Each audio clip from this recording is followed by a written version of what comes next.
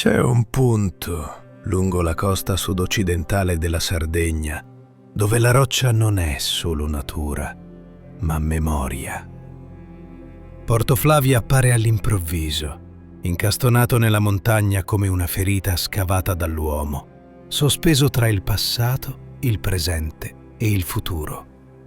Qui, all'inizio del Novecento, la roccia venne domata con pazienza e ingegno. Gallerie scavate nella pietra, binari sospesi sul vuoto, un porto senza mare, ma affacciato direttamente sull'infinito. Il drone scivola lungo la parete calcarea, seguendo le linee verticali della falesia, mentre il blu del Mediterraneo si apre sotto, profondo, silenzioso, eterno. Porto Flavia non è solo un'opera industriale.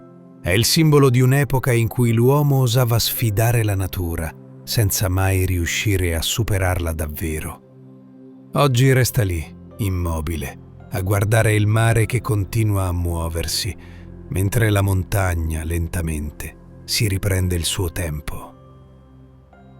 Di fronte a Porto Flavia, come un guardiano silenzioso, si erge Pan di Zucchero, un monolite di calcare bianco, alto oltre 100 metri, il faraglione più imponente del Mediterraneo.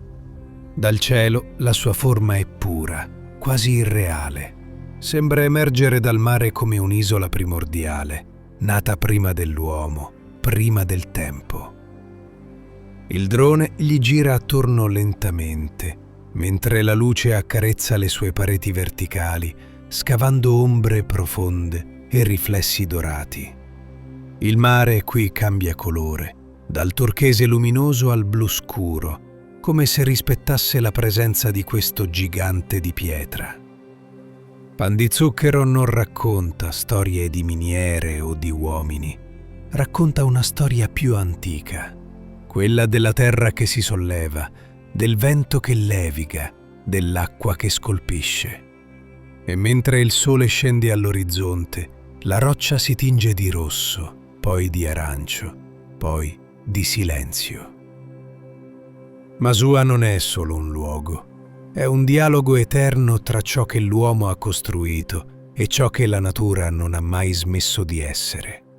Qui la Sardegna mostra il suo volto più crudo, più autentico, più vero. E dall'alto tutto appare chiaro. Il tempo passa, il mare resta e la pietra ricorda.